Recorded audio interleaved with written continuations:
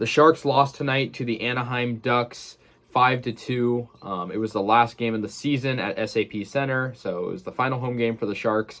But yeah, disappointing loss for the Sharks. Playing a division rival.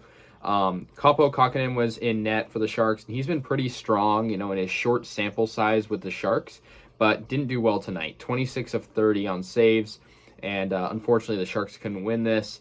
We are playing the Ducks, a team that is probably going to have similar draft position to us, so maybe it is smart to lose a game like this. But we'll see with the way the final, 2 games of the season pan out. But yeah, anyways, Trevor Zegras got the first goal of the game for the Ducks. He's, of course, a amazing young player, I have to admit, even as somebody who's often rooting against the Ducks, Trevor Zegras is amazing. He got the first goal, and that was in the second period.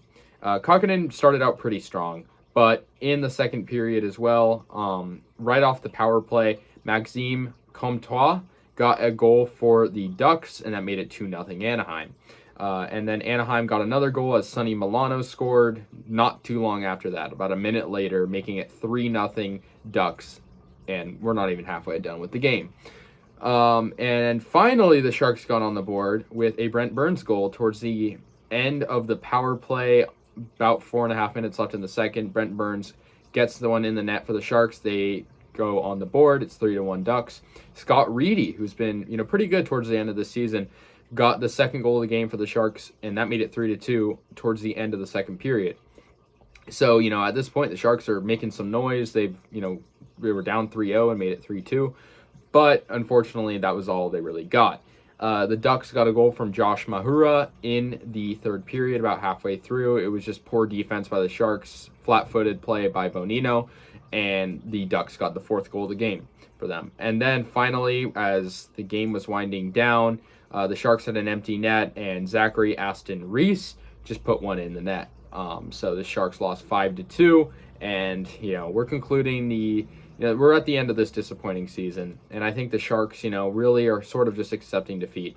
I got to give credit, though. Thomas Bordeleau has looked really good in his short time so far. He got an assist in this game. It was good to see Burns, get a goal as well. He's also been playing better as of late. Of course, he's sort of reaching that older age. We don't know, how his future of the Sharks is going to be. Scott Reedy, of course, like I mentioned, he's been pretty good in this second part of the season.